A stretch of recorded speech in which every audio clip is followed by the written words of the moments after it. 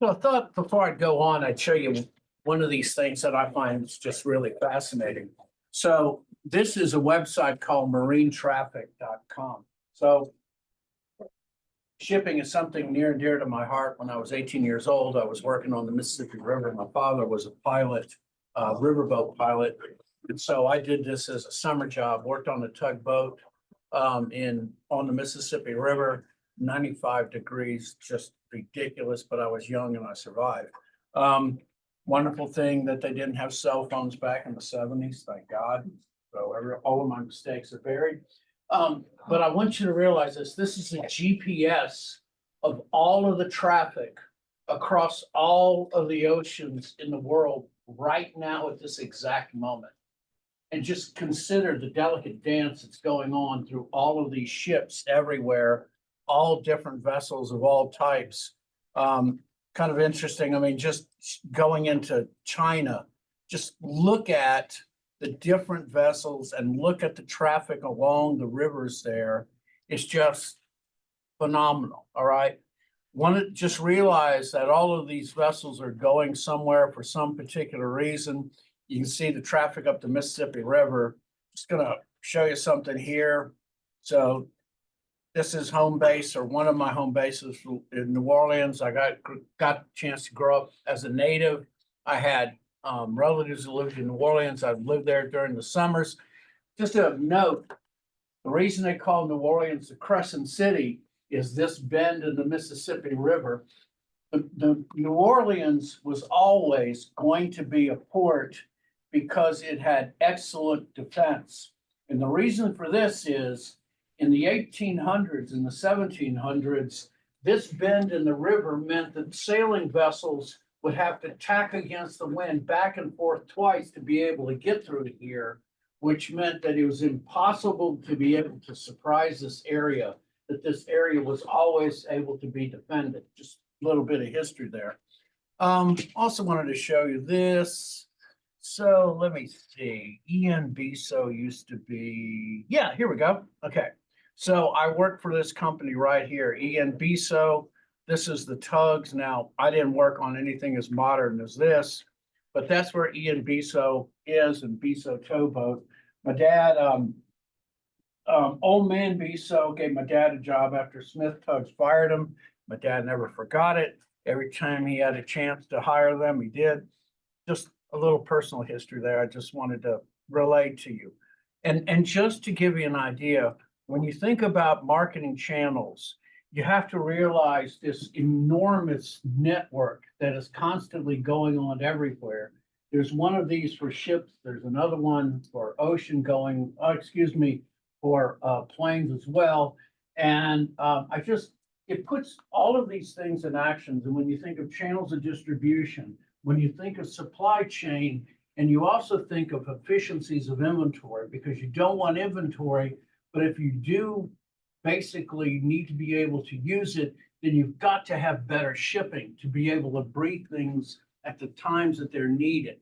So anyway, you can look it up. It's Marine Traffic, pretty awesome website.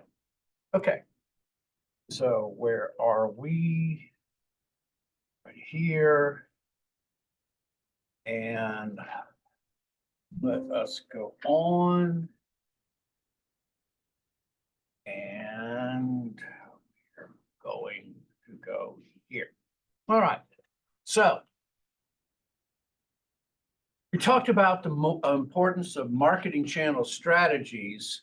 So now what we're going to talk about, what is a marketing channel strategy? Okay, so marketing channels is one of the 4 Ps that we always talk about in marketing. The first time we actually used the 4 Ps, by the way, was in 1945, when we started talking about the most important things that we can do as marketing managers. Realize the 4 Ps actually happen once you have a marketing strategy. Strategy happens first. The 4 Ps are the actions in order to initiate the strategy. So in 1923, marketing split off from economics as a separate entity to be able to deliver goods and services at the right time that they were needed. price, place, promotion, and then finally product were all put together in the first book by Jerome McCartney in 1960, where we started talking about marketing management and the 4 Ps. So marketing channels, let's get up our old drawing here.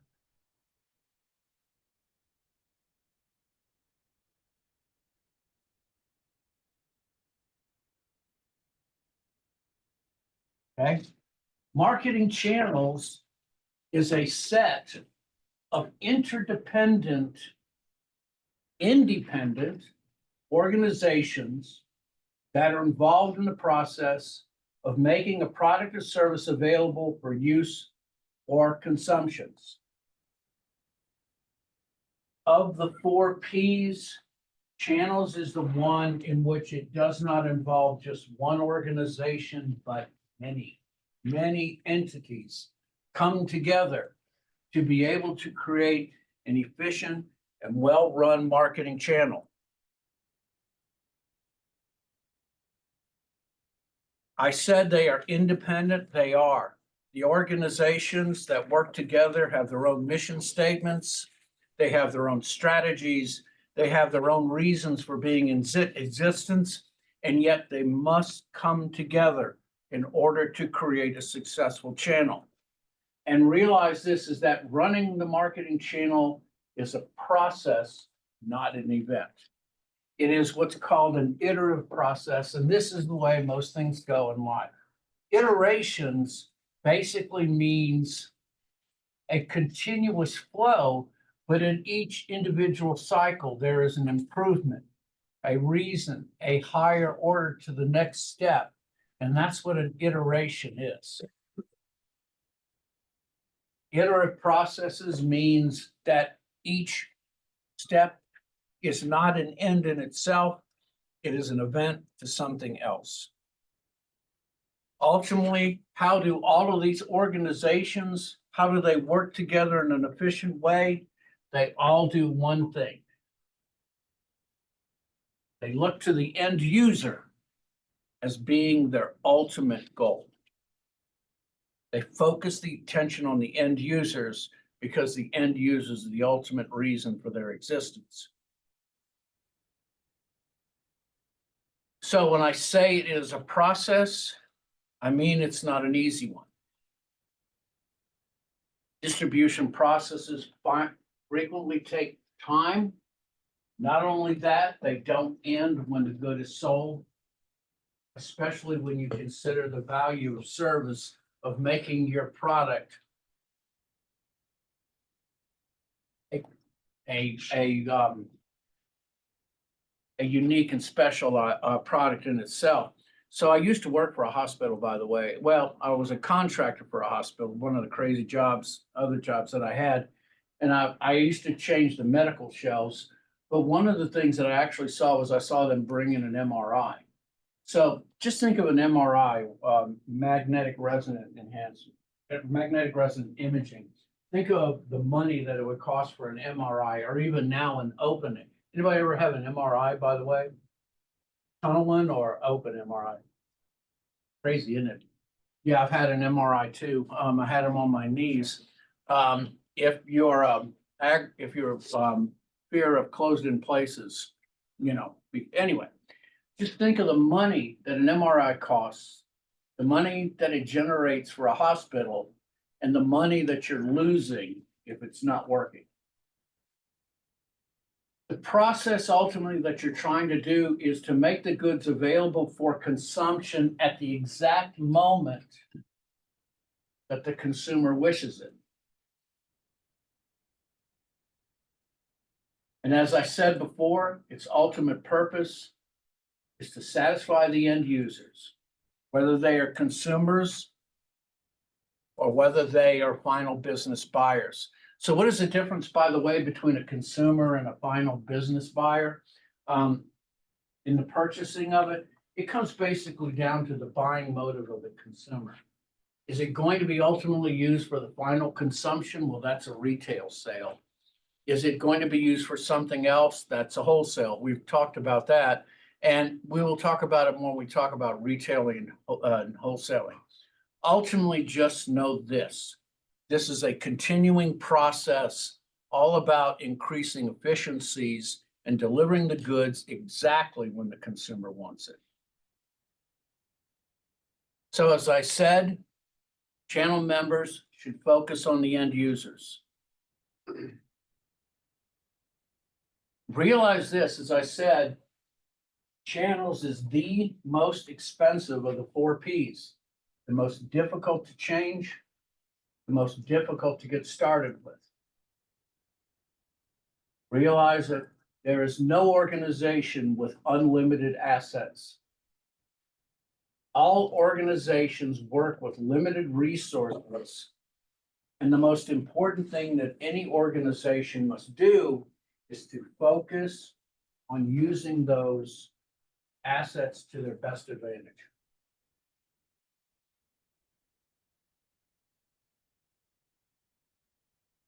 You want to be able to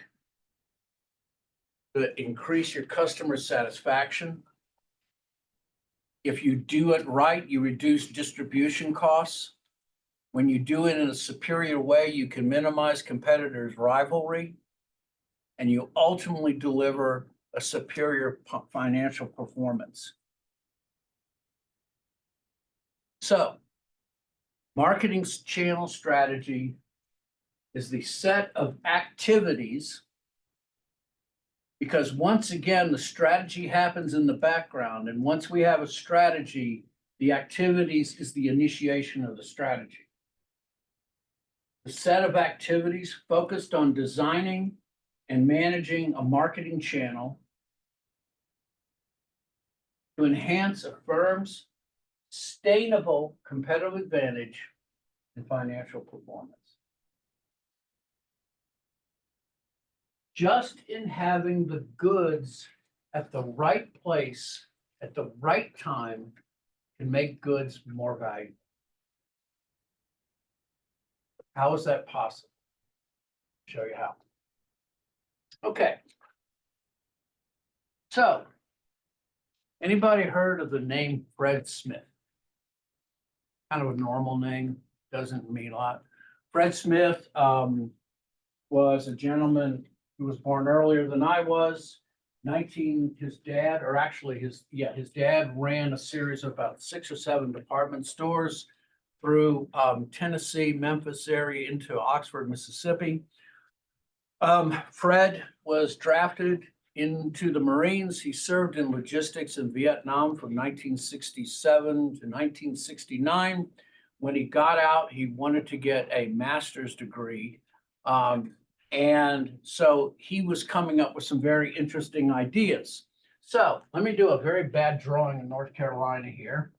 And I'm gonna do a very bad placement of Charlotte and let's see, Greensboro and Raleigh. And let's just think about how we'd ship goods between those areas back and forth. So if I wanted to ship something from Charlotte to Raleigh, I'd ship it here. And then maybe I'd also go through Greensboro, go through there. And so I'd have like these 3 or 4 decisions during that day about trying to be able to ship it at the right time and the right location. And, you know, and when you compound that by the number of cities all in North Carolina, it could get pretty stacked up. Fred had this idea. So Fred's idea was this. Here in the bad drawing of Tennessee, he said, let's think of it doing this way. Let's do this. We're going to have this place in Memphis, okay? And instead of doing these things back and forth in North Carolina and the rest of the United States, we're going to send everything to Memphis from every location in the United States. We're going to do all of the turnaround here, get everything going in the right direction. And instead of going from Charlotte to Raleigh this way, it comes this way first, gets sorted around, comes back to Charlotte, and we're going to be able to deliver goods before 10 a.m. in the morning. Fred put this together for his MBA project. He got a C on it, but he still went ahead and executed it. And when his father passed away, he sold the 6 department stores that he had. And he bought 16 used 727s because that's all he could afford. And he had to have only 727s because he didn't have enough money to buy a mechanic who could service more than one. And he started this little corporation that started with his MBA, and he started this little company called Federal Express. So, true story. So Fred was able to take this idea, and just by moving goods quicker than anyone else was to make everything more valuable.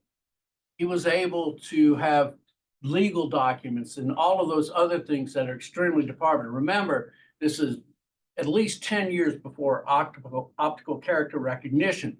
You needed to have physical documents in space. He was able to do all of this, and he was able to do it to enormous success.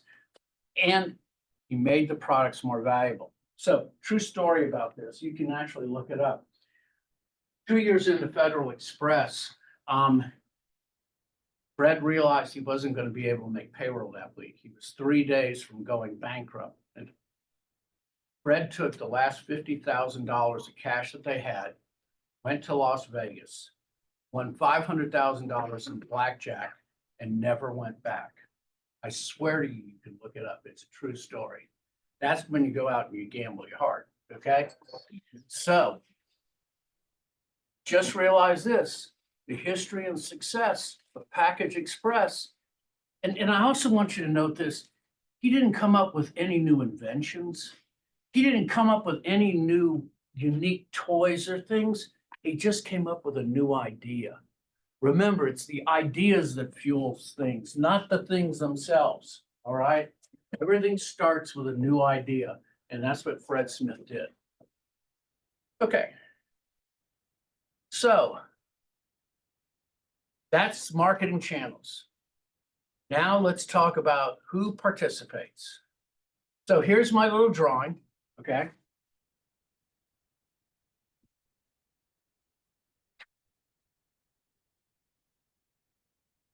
Manufacturers, intermediaries, and end users. The manufacturer, I will use the word producer at the same time. I will mean the same thing. The manufacturer or the producer is the prime mover in establishing and maintaining the channel link. They can be the channel captain.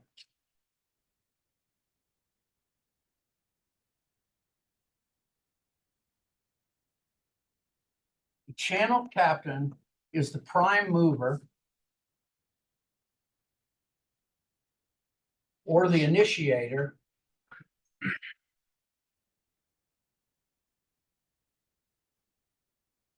of goods flowing through the system.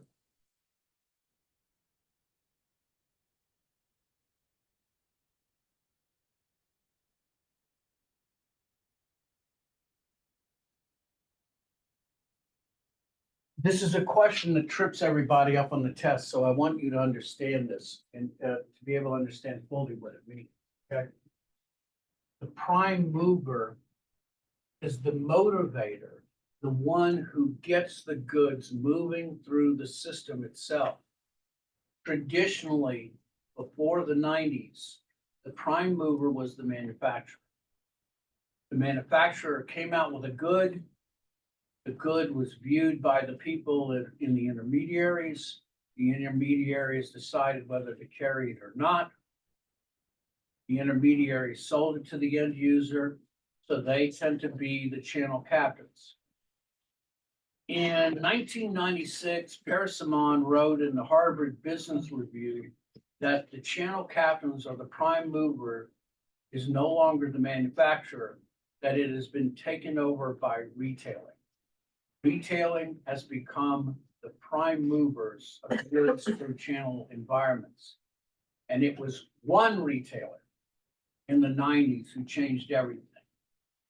Anybody want to guess who that one retailer is? We got one in Boone. Walmart? Yes, Walmart, very good, absolutely. Walmart initiates the process, okay? Walmart finds goods for their particular stores. Walmart initiates talking to the vendors and providing those to the consumers. So I just wanted to clear that up. The channel captain is the prime mover, but the prime mover does not necessarily have to be the manufacturer. So the manufacturer, upstream channel members, they tend to be the producers or the originators of the product or service, but they don't necessarily the ones who initiate the entire process in the system. Manufacturing generally comes down to two types: branded manufacturing and private label. Branded manufacturing are those brands, the products are known by their names to end users. Dell, Apple. Any of those goods that are manufactured, that a brand is part of the association. Brands build identities. Jennifer Acker in '96 said that brands have personalities, that we can picture ourselves with them and we want to associate with them as well. It's not for shock value, by the way, that when you flip your laptops over, the logos can be seen by those behind you. There's a reason for that, because you identify and you associate with those brands. Private label manufacturers are those who don't invest in building a brand name, but are used by others to put their names on those products. Sometimes they're pretty good. Sometimes they're so good, as a matter of fact, that they become brands themselves. So has anybody ever heard of ASUS? ASUS. Yeah, motherboard man. So like in the 80s, I've had a very strange life. In the 80s, when I was working for computer stores, we were moving from IBM compatible products and we started to build our own machines. So we started to go out, and early enough, we started building our own machines. Later, we just bought white boxes and did it ourselves. Anyway, ASUS was one of the motherboards that we'd use when we would put into these machines. ASUS was reliable in the 80s. I knew that I wasn't going to short an ASUS motherboard out when I put it in a machine. I knew it would work every time. You know, reputations change as time goes on, but ASUS is pretty good. And ASUS became its own brand. You have a ThinkPad over there. I love Lenovo. I'm a big, follower of their units. Lenovo in 2000 started making the IBM ThinkPads, which those were. And when IBM in 2004 to 2007 disinvested itself from the PC industry, Lenovo, they were making them anyway, bought them, and now Lenovo is a branded manufacturer as well.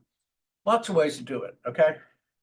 Now, the lack of a physical product to move does not mean that the services do not have a channel design or the management issues as well.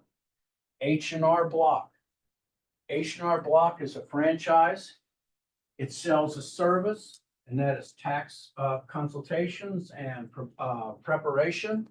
And yet they don't have a physical good, and yet they move things through a process. Smart Clips, the haircut people. All right, same kind of thing. All right, they are a franchise. They are a branded item. They have their own channel environments as well, but they're not a physical entity. Yeah. What do you think about like Gallo, like the wine? Oh, yes. Because they kind of like brand their products differently, but don't use like their name. Yeah. Do you consider that like a branded manufacturer? I would say both, on both sides. Wine. So I study a lot about wine, and I've got 4 journals in wine. Wine is one of those fascinating things. There are brands of wines out there that do not make wine. They actually buy wine from other manufacturers, from private label ones, okay? So that's an example.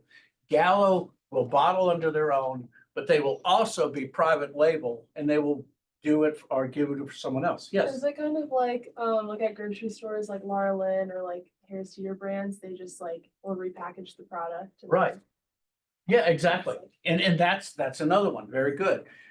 Private, it's kind of thing because branded manufacturers like Walmart, Sam's Choice is an example. Now that's a brand, but most of their brands are made up from private label manufacturers. Good question. Aldi, very much the same thing. Aldi is a fascinating one. Everything or 85% of what they sell on Aldi is their own particular brand. And yet, all of those are made up of small manufacturers in the United States. Aldi does what is called lot buying. And so they have, when we talk about retail, and we'll talk about lot buyers, and what Aldi will do will be to scope out packages of goods in particular warehouses that are offered for bid. And they will buy out, an example, because I'm always looking for wine. I have no idea why. But I'll go through looking for deals, and I have been shocked sometimes because Aldi's will have a Prosecco Originato, which is like one of the older versions of wines out there. And they do it because that's the process that they do. Generally, the other reason why you do that, by the way, especially like Walmart does it, is those private labels, you can make 30% margin on those. Whereas if I sold a branded item like peas, I may make 2% on that. Okay. So there's so many ways that this works. Okay. And wine is really one of the more fascinating ones to me. The largest makers of wine, many of them are ones that are private label, that all they're doing is making wine for someone else. Yes. You know how like Trader Joe's has like an extensive wine selection? How they don't have like, is that kind of like with private label Yes. manufacturing, all that? Yeah, it's the same thing. There are some wines that are only, and they will buy lots, okay? And in this very same way, they will have like agreements with certain wine manufacturers in the areas that they are, and they will buy particular lots, and they will be branded Trader Joe's. But generally, if you look closely on any label, look where it says it's bottled and manufactured, because that'll tell you the true point of origin. Most good ones, Trader Joe's has their own brands, Aldi has their own brands, and even Walmart does as well. And generally, they tend to be manufactured somewhere else. If you look at a Walmart can of peas, it'll say canned by Stokey Van Camp, something like that. Okay. Many, many ways that you can, do this. It's fascinating how it all works together. By the way, wine is grown in every state in the United States, even Alaska. It's a $2 billion industry in North Carolina. The wines in this area are kind of unique because the wines that are grown from 3,000 feet up tend to have shorter growing seasons, which means certain grapes cannot grow up here, but other ones can. We have a higher UV content in the wine here, so it changes things. Just so many ways to skin a cat. It's amazing stuff. Good questions. All right. Manufacturers. Intermediaries. I want you to note this, please, because this is one of those test questions that my students sometimes kind of flip on. Intermediaries are any channel member other than the manufacturer and the end user. Everyone in between, everyone is an intermediary. So when I get an essay question, I'll say design or draw the channel structure. Generally, I'll have students that'll say wholesalers and retailers, and manufacturers and end users, but that's not how it is. We have three players. We have manufacturers, intermediaries, and then we have end users.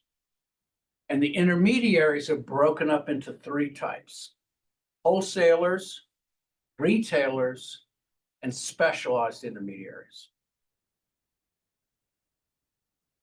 So let's talk about what each one is. Wholesalers. The strict definition of a wholesaler is they are an intermediary that sells to other intermediaries. Now, the caveat is, and I'm going to say this with everything that I talk about generally, is that there are exceptions to every rule. While the definition says that they do not sell to individual consumer end users, there's always the possibility that they do, okay? So I want that to be put out there. For your test purposes, this is the definition that you will work with. Wholesalers are specialized. Wholesalers are merchants. It is a great place to work if you want to do this kind of thing. Wholesalers are actually the super specialists of the industries. Retailers tend to be generalists. Wholesalers tend to be specialists. Wholesalers take title and physical possession of their inventory, excuse me. That has significance to take title and possession. It means that wholesalers can set prices independent of the manufacturer's wishes. All right? Once you have title and possession, it's yours. You can do whatever you want other than contractual reasons, but usually the manufacturers don't care.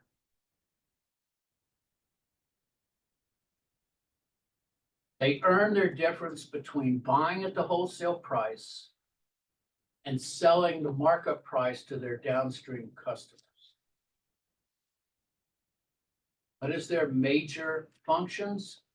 Promoting their products to the other intermediaries and negotiation. By the way, if any of you have room in your schedule of graduating, if you could take a class in negotiation, or if you ever get into industrial organizational psychology, I firmly recommend them. The more you understand the dynamics inside of an office environment, to be able to understand and negotiate, I think that's an outstanding skill that I would like you all to try to cultivate. It's one of the better ones, okay? So, wholesalers have this strength that they have. Retailers sell directly to individual consumers for final consumption. That, once again, is the technical definition. And yes, there are exceptions. Retailers include, of course, department stores, mass merchandiser, hypermarket, online. They sell private label goods. They may sell to buyers other than end users. It is not unusual for stores to participate between each other and help each other out, especially in small communities.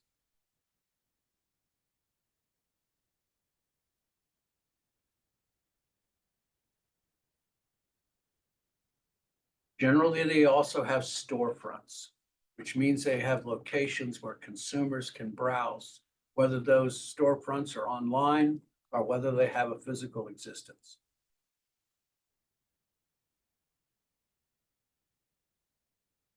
So we have wholesalers and we have retailers, then we have specialized intermediaries. Specialized intermediaries perform some single vital channel function, but do not necessarily interfere or interact with the goods or services themselves. They tend to be catalysts. They make the process work, even though they themselves may not be a connected part. My best example is finance companies. So think of a modern Subaru or modern Toyota, modern Ford, and I kind of want you to think about their inventory.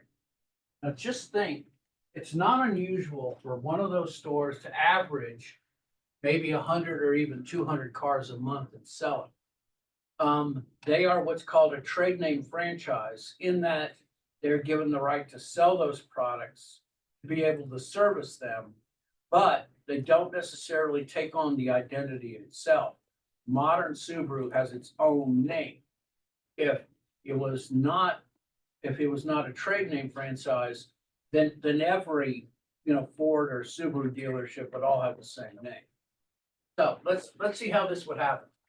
So let's say that they're contractually involved that they must buy 100 Subarus every month. So January 1st comes up, they need to buy 100 Subarus. So 100 Subarus, let's say it's $20,000 a piece, no matter what it is. So those $20,000, so I gotta buy 100, I need $2 million.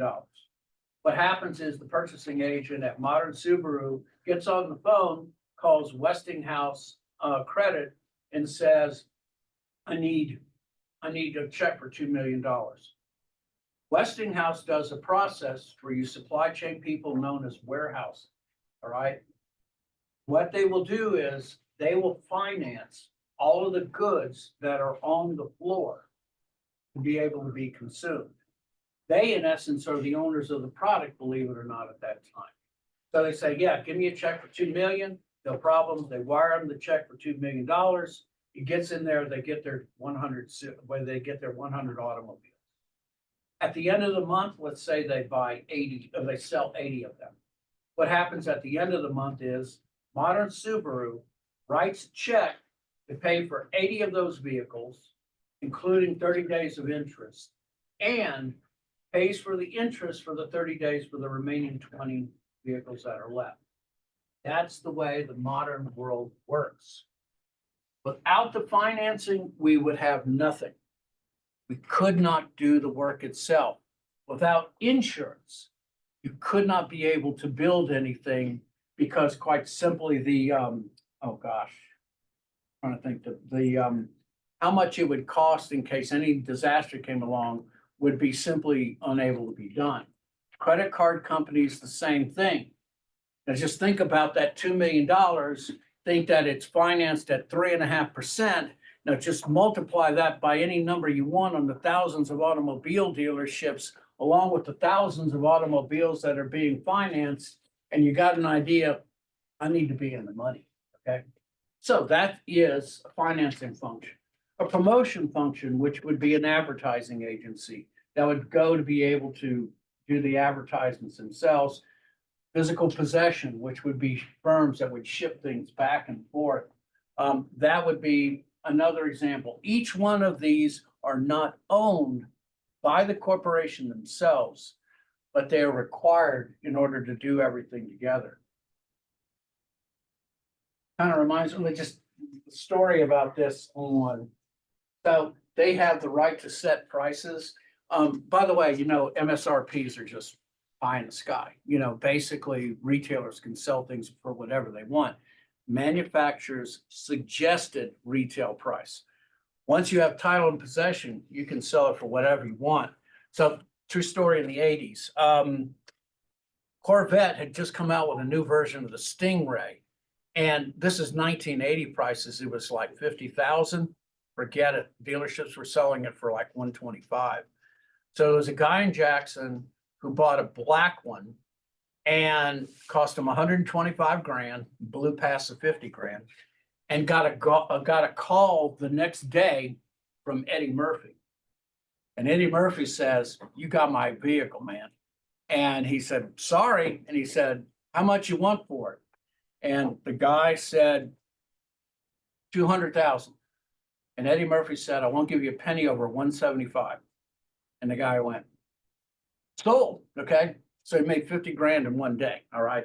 So realize that sometimes the price is just merely an abstract, okay? It's all about value, always. And then finally, the end users. End users are channel members as well. This is all you need to get 10 points on an essay question, all right? Why are end users considered downstream channel members?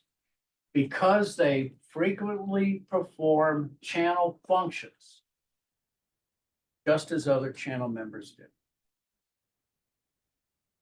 Anybody have a Costco account, by the way? Anybody? Where at? Atlanta. Atlanta? Where at? Charlotte. Okay, cool. Costco is one of the craziest examples that I can come up with. Costco sells everything it costs, period. The only money that Costco makes is on subscriptions. And so the people who buy Costco, or in other words, basically do that because they give a yearly subscription. And yet they limit the number of people who are Costco members. It's crazy. Costco's interesting. So one of the things is they'll sell about 7,000 things, not 50,000, whatever. Costco also, what they'll do is they'll change where things are in a Costco. So the paper towels were here like last week, paper towels are somewhere over here. It gets to be like a treasure hunt, okay? Costco just keeps you moving back and forth to get your wholesale prices. But you're able to buy one roll of toilet paper at Costco? No. How many usually you get? 6. Yeah, like Oh, yeah. something crazy. And those are like 6 packs at a time, okay? So you get your giant pack of toilet paper, you spend the afternoon, your good time, undoing that and basically breaking it up and putting it away in your house. And this is the service output that is known as breaking bulk. You perform a channel function. In the 70s, someone used to pump our gas at the pumps. When the oil crisis came around in 73, 74, what you started seeing is gas stations gave people a break by pumping their own gas. And now it's just standard. The general move in the future, or the way things work, is, especially in channels, when consumers are given greater control to perform their own functions, they consider it more valuable. That's the whole process of the omni-channel, okay? If we give the consumers greater control to perform channel functions that are reasonable, then they're happier. Yes, I know in New Jersey that people still pump gas for people. How come in New Jersey they do and not other places? it could also be, quite honestly, legislation. I mean, is it only, or are there any self-services? Because I don't know. I don't know. I just know of people that have gone and they were like, yeah, they pump my gas. I can believe it. I mean, in New Jersey, the laws are somewhat obtuse. And I could see that there's like a union thing that says, we got to pump your own gas. Yeah, I'm pretty sure there's like a law okay, saying like you can't. makes sense, makes sense. Yes, So I lived there for 18 years. Okay. And there is a law where like you cannot pump your own gas. Like you will get fined if you get out the car and pump your own gas. wow. Yeah. Wow. How much is the gas there? A lot. Okay, yeah, I mean, so it's, see, once again, gas is cheaper because you perform your own channel functions, all right? Now, it supports an income, where the trade-off is, you know, whatever is reasonable, takes different strokes for different folks, you know? Interesting, you know? I didn't know that was still true. Okay, now I learned something today. Anybody? Okay.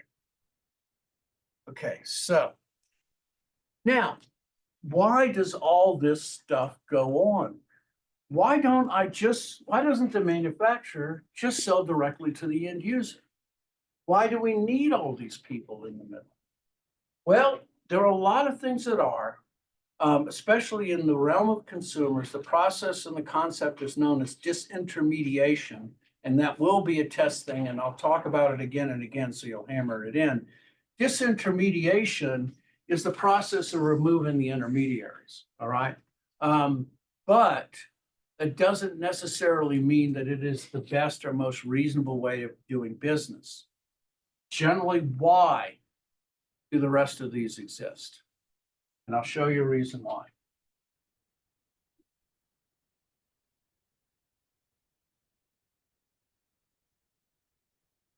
Okay, so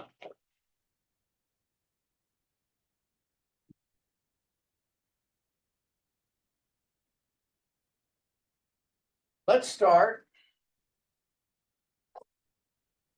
Well, before I do this, let's start talking about the advantages for the downstream and then the advantages for the upstream. So what does or what do I get as a downstream member? What do I get for working in a channel system? From the wholesalers to the retailers to the end users, as I push down, these processes occur. Now, I'd like you to think of supermarkets, okay? Think of what supermarkets do. Supermarkets are unique. They have anywhere from 50 to 160,000 separate items in them. It's astonishing what goes on inside a supermarket. But let's think of large suppliers sending their manufactured goods from wholesalers to retailers. And they start first with just giant bunches of different things. And you have this large heterogeneous supply.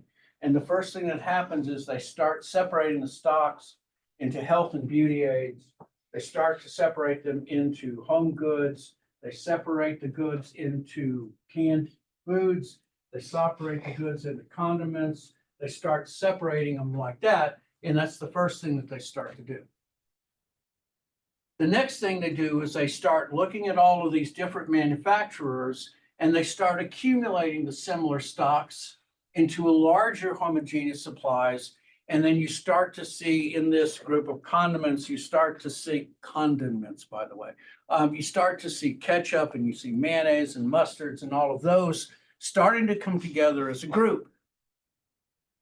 Then what you do is you start breaking those down into even smaller units into allocations where the mustards are here, the ketchups are here, the mayonnaises are here.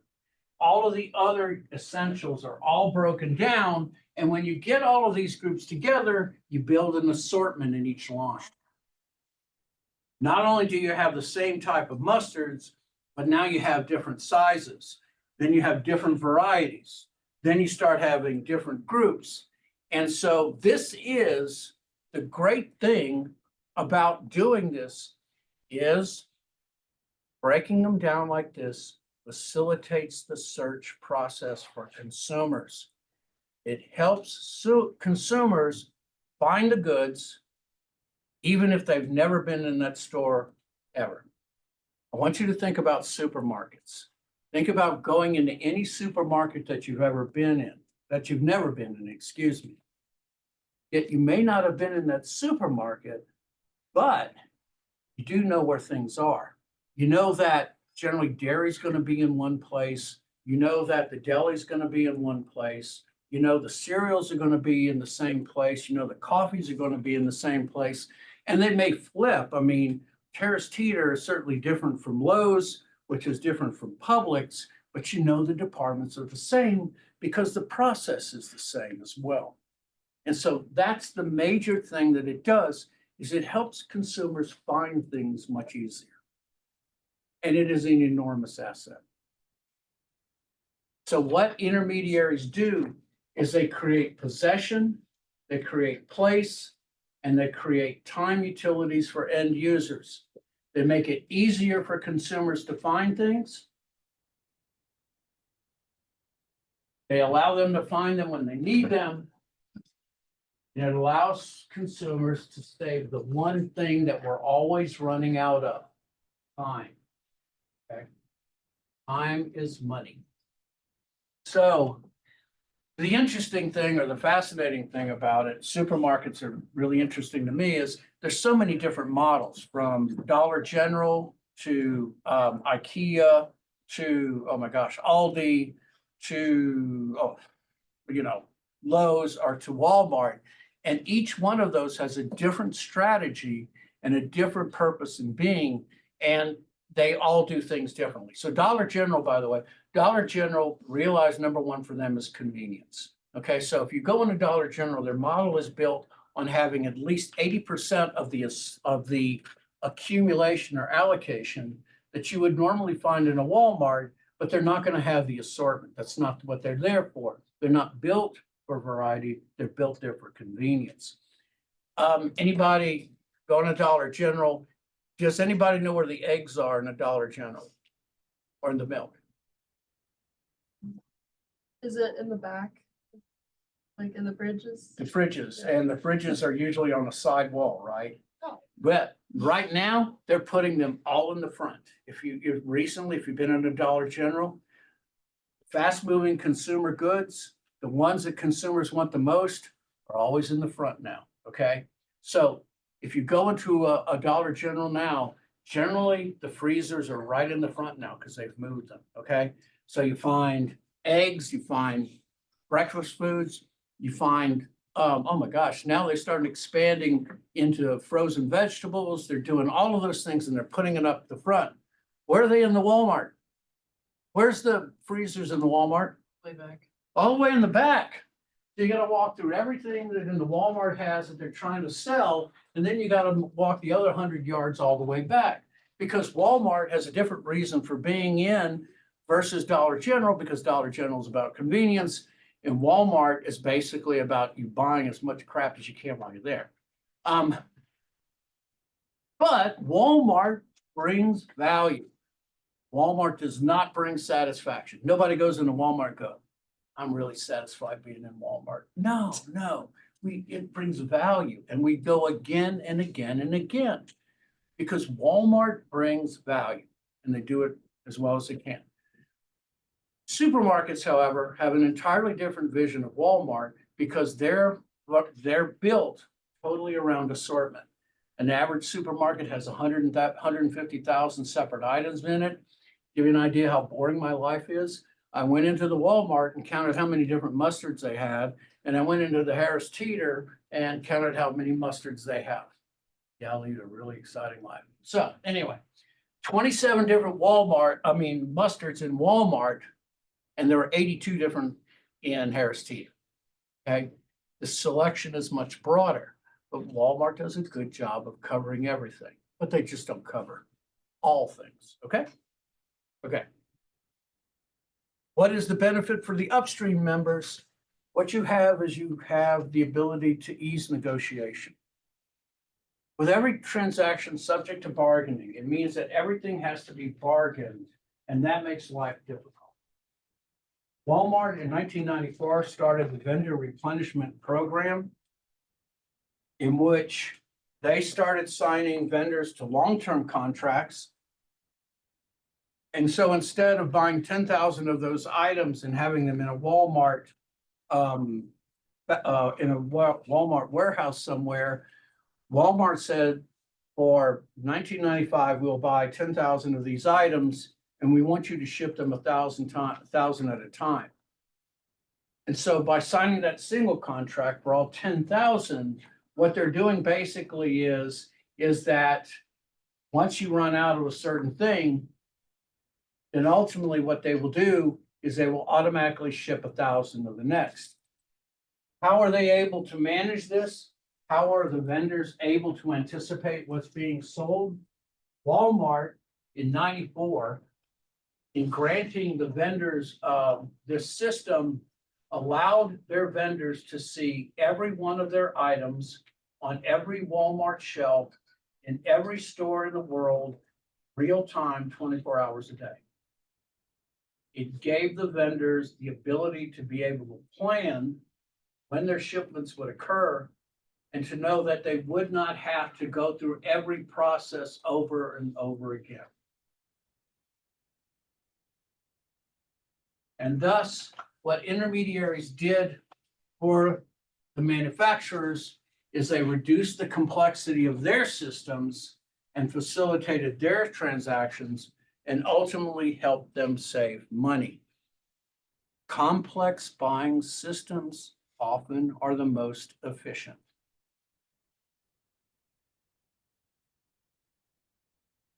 And for a final example, let me give you this. We're going to talk about complex systems and how they stand up in real life. So let me kind of draw this up here. Okay.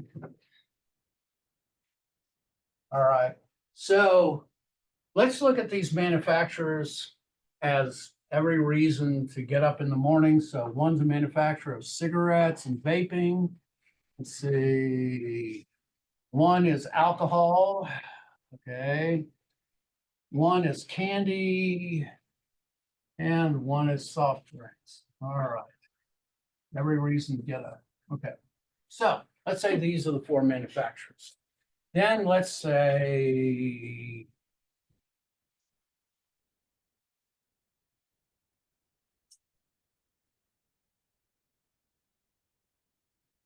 these are mom and pop vendor stores, okay? Mom and pop convenience stores. Mom and pop convenience stores have their own unique reasons for existence. Generally, mom and pops are in smaller locations. More often, they tend to be rural. Sometimes they're the only location within 10 to 20 miles. They tend to be where people go to shop and to browse. They tend to have a lot of different things, but basically they're built around the convenience of their particular groups being able to come to those stores and get the things that they don't necessarily want to go into town to have to get.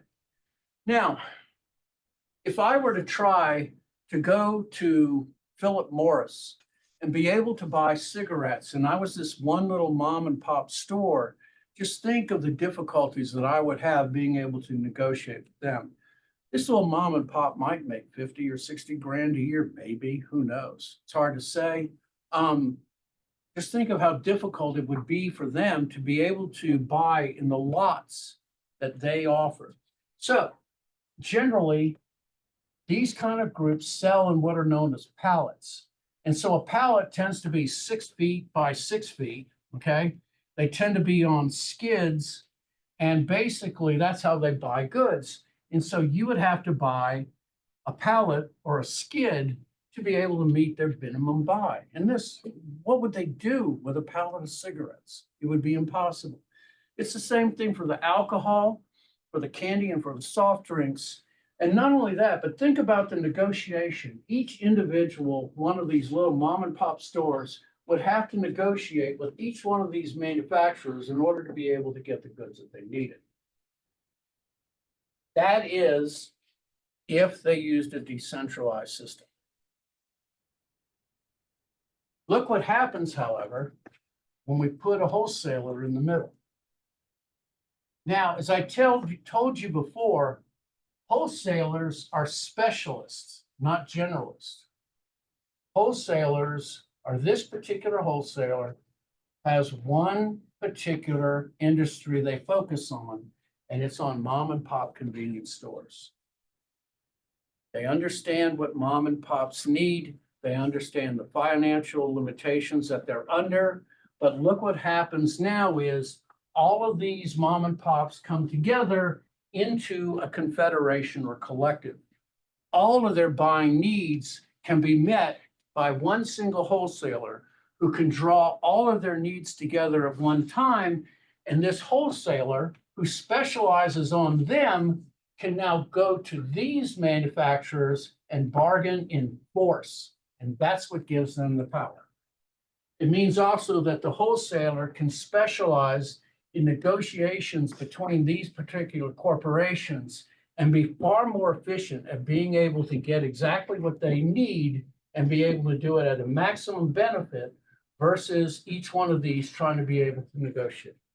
It means also that the wholesaler can store those goods, keep those goods whenever they're needed, and then be able to go and sell them to the mom and pops.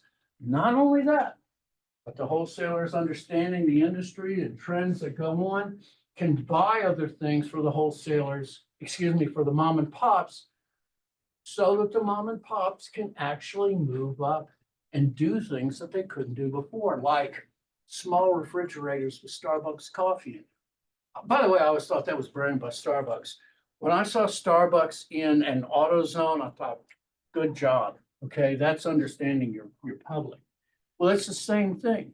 They can offer those new products to these particular retailers, where the retailers just don't have the time and the energy to be able to do it. Wholesalers are specialists, and they have a good job and they do it well. So let me give you an example.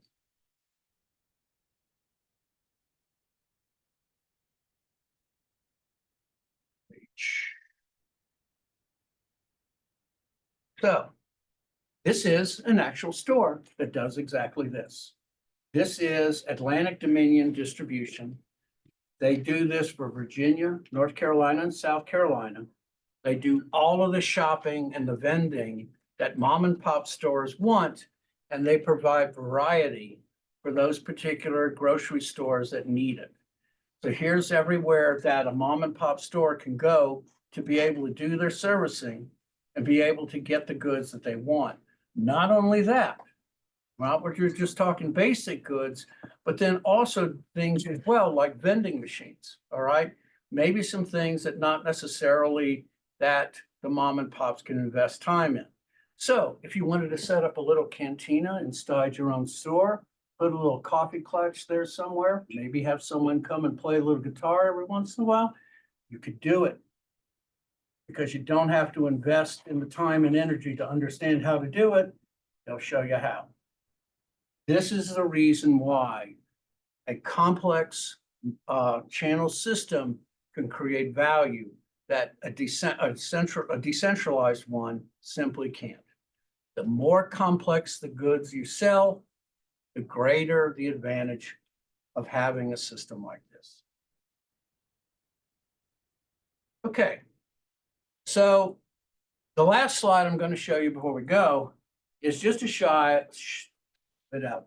slide to show you the key functions, and we'll talk about these in the next chapter or two. What do the channels of distribution do besides possession of the goods? So there are 9 channel functions. Do not worry about trying to scribble this down because I'll give you plenty of time. These are the 9 functions that a good channel system provides. So we're looking at the producers, we're looking at the wholesalers, the retailers, and then the consumers or the end users. And as we look up here, we see physical possession and ownership, which is considered the traditions. But more happens in the channel system beyond just the physical goods. And this is also something for you supply chain people to take along with you as well, to understand it's more than just the goods flowing through the system. It's the ability to negotiate back and forth. It's the financing, risk, which is something that is not necessarily talked about. By the way, any of you that are in risk management, you got a good future. Ordering, payment, and then to me, the most important one, which has come on more and more important, is information sharing. As I said, I'm not expecting you to remember all of this. We're going to spend a whole day on these 9 functions, but I just want to show you the importance of what flows through the channel system, okay? All right, let's get out of here. Let's have a good weekend. Y'all take care.